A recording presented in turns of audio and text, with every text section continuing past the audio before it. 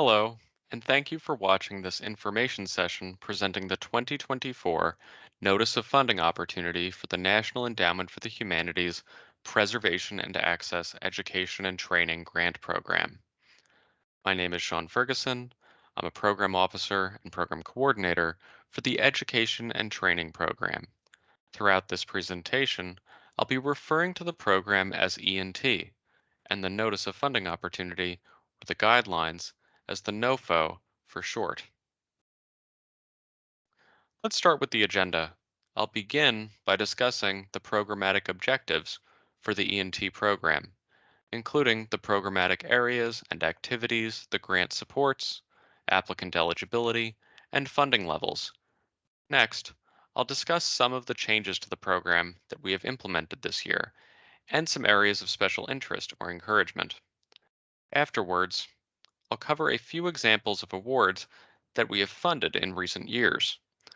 I'll conclude the webinar by briefly going over the application review process, including the review criteria for ENT, some tips for preparing and submitting your application, and finally, other resources for learning more about this program.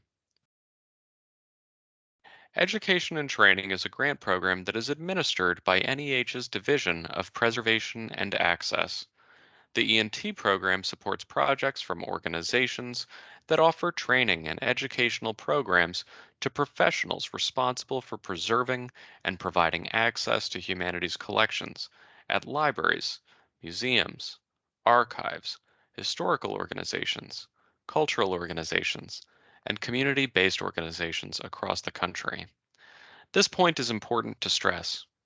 While education and training can encompass a range of activities and disciplines, the focus of this program must be on the preservation of and access to humanities collections. We consider this condition broad in terms of the types of collections and materials that you may make the subject of your project. Such materials can include, but are not limited to, art, photographs, textiles, paintings, archaeological and ethnographic objects, papers, rare books, archival records, as well as audiovisual, digitized, and born digital materials. The program accomplishes its goals by funding projects that address at least one of the three main programmatic areas: field services, networks, or consortia that offer trainings and educational resources and services to professionals, continuing education opportunities that provide professionals with extended or specialized training in new or current preservation and access topics. And lastly, student and early career programs focused on building skills in preservation and access for humanities collections. Applicants addressing this funding area can be academic or non academic in nature, meaning a museum or archive can apply to fund an internship program, or a university can apply for curricula development or internship placements. As you can see, awards support projects that train both emerging professionals and professionals who are currently out in the field. Applicants may request up to $350,000. We have a submission deadline of May 21, 2024 for all applications. ENT awards are made to organizations that offer national, regional, or statewide education and training programs across the pedagogical landscape and at all stages, from early curriculum development to advanced implementation. Applicants that address at least one of those programmatic areas mentioned in the last slide may propose project outcomes and outputs that meet their audience's needs. The list on this slide is by no means exhaustive and simply illustrates some ideas for applicants to consider. You might, for instance, develop or update curricula for a program at a university or a continuing education program outside higher education. Applicants can offer educational opportunities designed as placements or hired positions, like residencies, apprenticeships, internships, and mentorships. Hired positions must use fair hiring practices and ensure that compensation and benefits are appropriate and mindful of the cost of living in the location where the position is offered. You could offer educational programs, series, and sessions like workshops, webinars, symposia, or field schools. It's also possible to provide field services such as assessments, consultations, or on demand services. Applicants might develop networks or consortia to provide opportunities for sharing knowledge and resources. Another output might be open educational resources like toolkits, guides, videos, and handbooks on a subject. Applicants can combine these activities into a single project. It is also possible to provide financial support that does not include tuition remission to participants in the form of stipends and covering the cost of travel. You may discount or waive fees for continuing education, field services, networks, or consortia programs.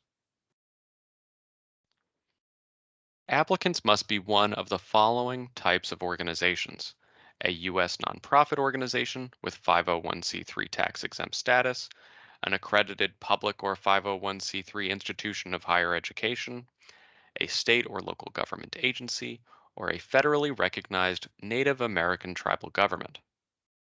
Individuals, along with foreign or for profit entities, are not eligible to apply. Consortia or partner applications are welcome when two or more eligible institutions collaborate on a project. One must serve as the lead applicant. I also want to mention an issue that applicants ask us about frequently. You may submit multiple applications for separate and distinct projects under this notice. However, you must make sure that your applications do not have overlapping project costs. Programs that grant graduate degrees in art conservation may apply for up to $250,000 in outright funds and up to $100,000 in federal matching funds for a period of performance of not less than 3 years and up to 5 years for a total project budget of $450,000. All other applicants may apply for up to $350,000 in outright funds or a combination of outright and matching funds not to exceed $350,000 for a period of performance up to 3 years. This year, there are a few changes to the guidelines. We have made revisions to the evaluation section of the narrative and review criteria. Generally speaking, the evaluation section covers how you evaluate project activities, and all applicants address this section in the narrative and are subject to this review criteria.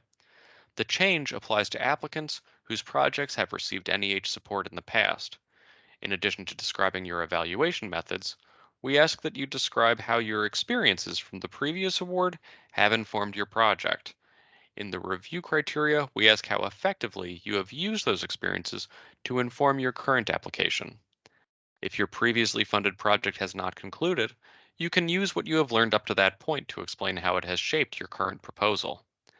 This new expectation does not require you to make changes or innovations to your proposed project if your evaluation of your previously funded project shows that none are warranted.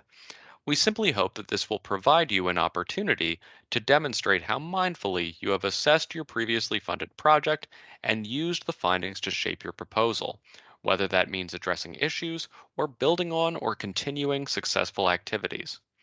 We want the reflective process applicants take when preparing a proposal for a subsequent round of funding to count in the review criteria.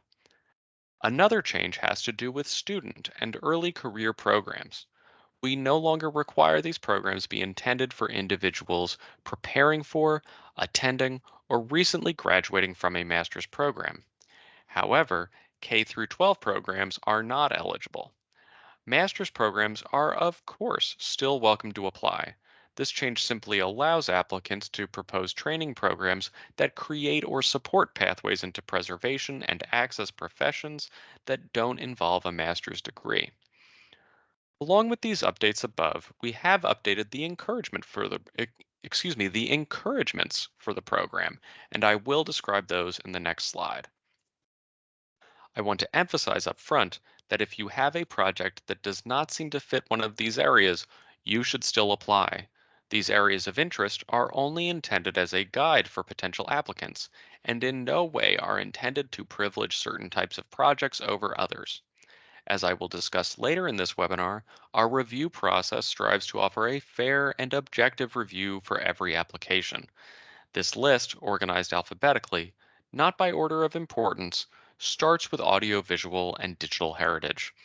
This program recognizes the dire need for skilled professionals who are prepared to steward, reformat, and enhance access to these types of materials, which are at risk for loss often because they are stored on unstable or outdated storage media and systems. ENT also encourages activities that support community resilience by enhancing the abilities of communities to collect, protect, and share their heritage against threats such as climate change. The program also encourages projects that teach practitioners how to protect collections from disasters, particularly in areas at high risk of natural disaster and rising sea levels. Relatedly, we encourage applications that teach strategies to reduce cultural heritage stewards' impact on the environment. We also encourage applications proposing to teach new standards, methodologies, tools and equipment, or workflows. The program also encourages applicants proposing to reach and train staff at smaller cultural heritage organizations. An important encouragement at the end, we support activities that encourage, or prioritize participation from communities underrepresented in the preservation and access field, as well as activities that teach culturally appropriate, equitable, inclusive, and community engaged practices for underserved collections.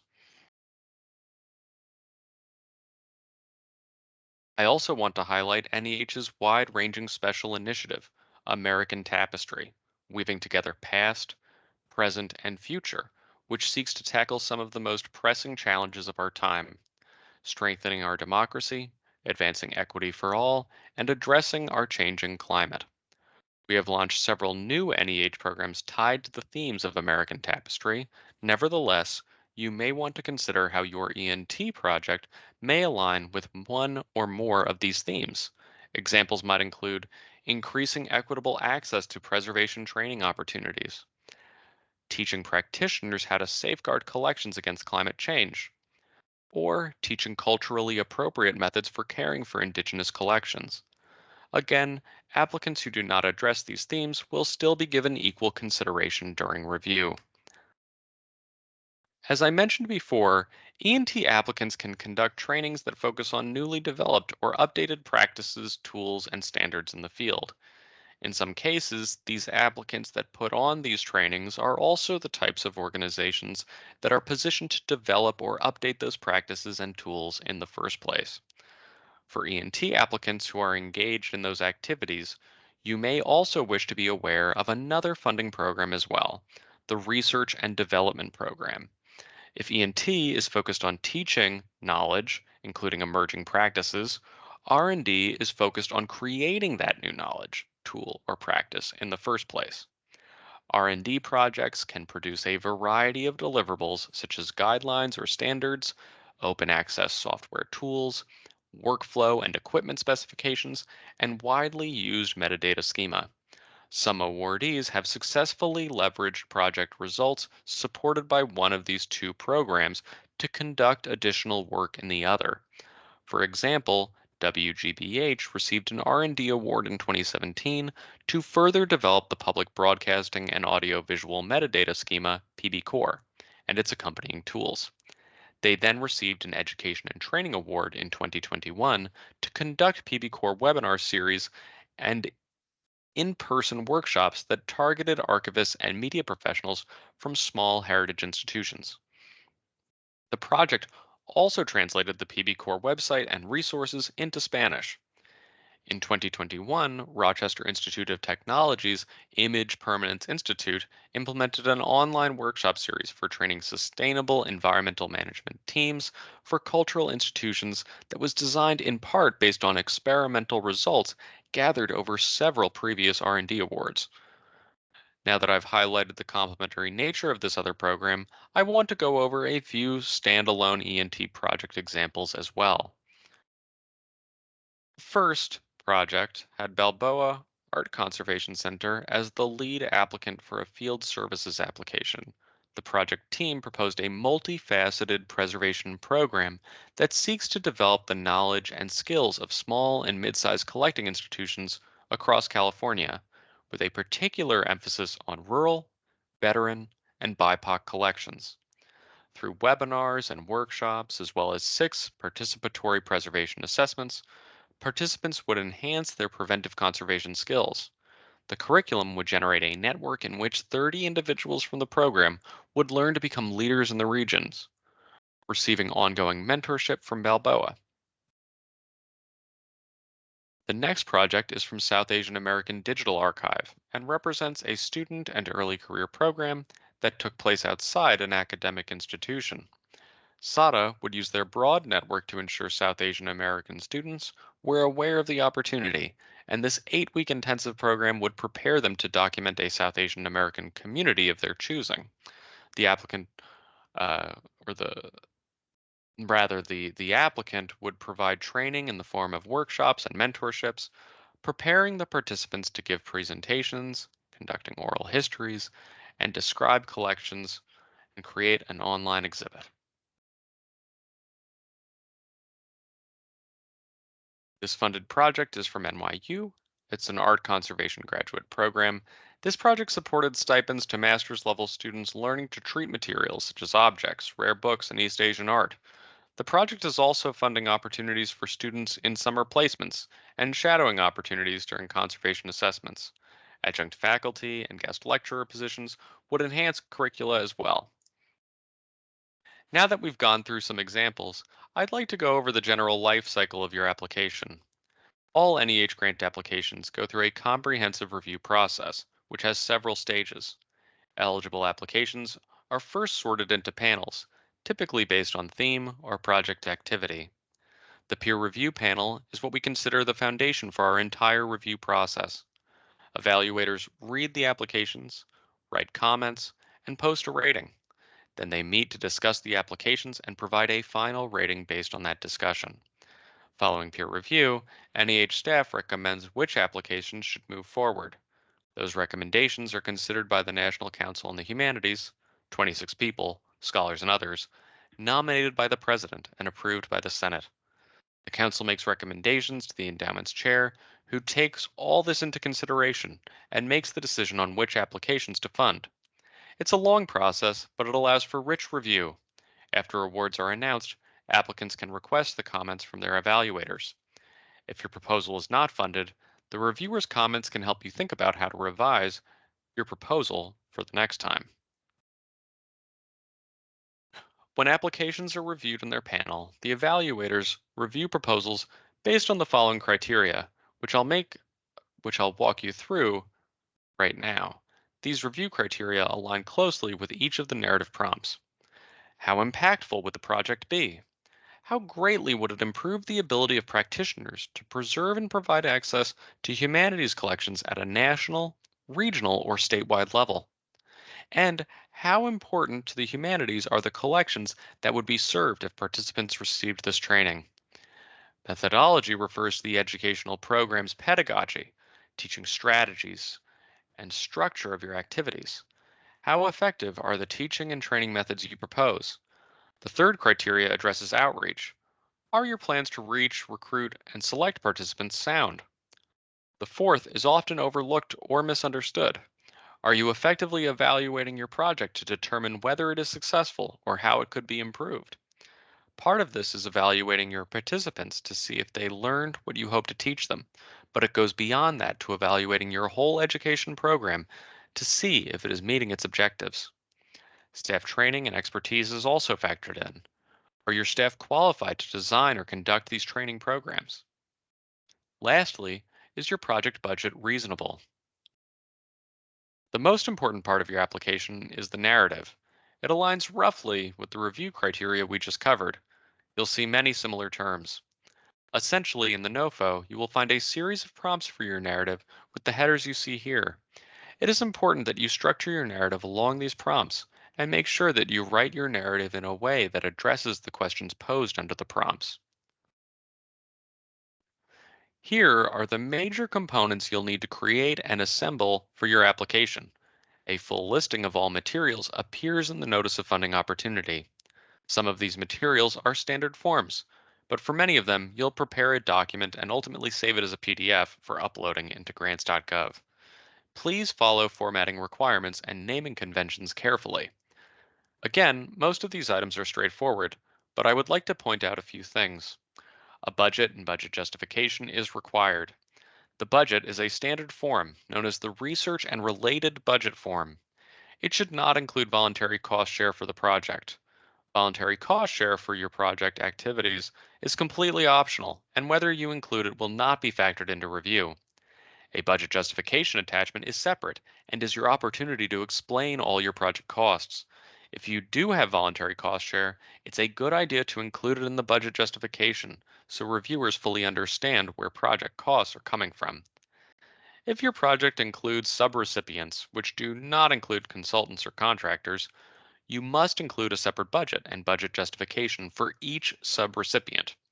If you have questions about this step, please reach out to us. I also want to highlight letters of commitment and letters of support. Letters of commitment are highly recommended if you have partners or service providers in your project. This attachment demonstrates their understanding of the project and commitment to doing their part. A letter of support can come from individuals who are not involved in the project but can speak to its significance. Additional supporting documentation includes any extra info you believe supports your application. There is a suggested page limit of 40. This can include the syllabi of a course, a brief profile of your organization, sample application forms for workshop participants, etc. The narrative is your opportunity to make the strongest possible case for your project. Don't assume that reviewers know anything about your institution or project beyond what you present in the narrative and application. While it may seem obvious, we cannot emphasize enough that the best narratives are those that adhere to the sections outlined in the NOFO and address all review criteria. Your application will be reviewed by a range of readers with varying backgrounds. Many reviewers may be your peers, and so it is important that you demonstrate your knowledge of the field and other recent education and training initiatives. On the other hand, successful applications are those that can explain the significance of your ENT work for a general educated audience who may be more interested in how your work will have an impact on the work of the humanities in general. In some instances, if you find your discussion of, say, your project methodology to become overly weighted down by jargon, you may want to consider shifting some of your explanation to a strategically included optional appendix in supporting documents. Letters of support are optional, but they can be effective in affirming the impact that your project will have in the preservation field and the humanities. We have many general tips and strategies for submitting a competitive application, but I thought I would focus on just a couple here. In the case of ENT, sometimes we get applications that focus on preserving the materials of a single institution. These types of projects must prioritize training opportunities for practitioners that benefit the field. We have several programs that focus on preserving your institutional collections alone. We would hate for you to put a lot of work into preparing your application only to discover that your project would be better suited for another NEH program. If you have questions about whether ENT is the right program for your project, it is best to reach out to us and speak with a program officer. Sometimes organizations forget to keep in mind that the humanities are central to what we do at NEH. It is the primary lens through which we review all grant proposals, even those that are focused on teaching preservation and access skills, which can often be quite technical in nature. Make sure to explain why the humanities collections your training topic serves are important. Sometimes applicants propose reaching and training underrepresented communities in the preservation field, but ultimately their outreach plan only includes sending e-blasts through specialized listservs. Going beyond this technique can strengthen your outreach plan. Finally, applicants often get into trouble when they don't plan ahead. You want to make sure that you have enough time to study the guidelines, plan your project, consult with partners, collaborators, and your administration, draft your application, and get feedback from colleagues. Applications for NEH grants, like many federal grants, are submitted through a web portal called grants.gov. If you are new to the system, I would recommend spending some time getting familiar with it before you submit your application. Your institution, if it has not done so already, needs to register at least a month before applying. We strongly urge that you apply early, as the system can get overwhelmed in the 5 minutes before the midnight deadline. Grants.gov support is available 24/7. Applicants are now required to sign into grants.gov with login.gov. More information can be found on the login page of grants.gov. While the process is not complicated, please allow yourself some extra time to navigate the new login procedures when you begin to apply.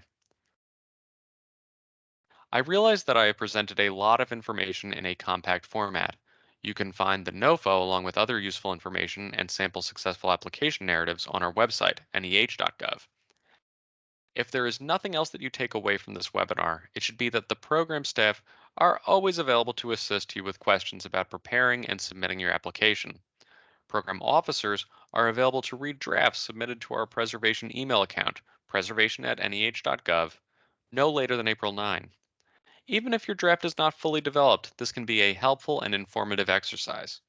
Thank you for taking this time out of your extremely busy day to watch this recording. I hope you found it helpful, and I look forward to receiving your applications. Thank you again.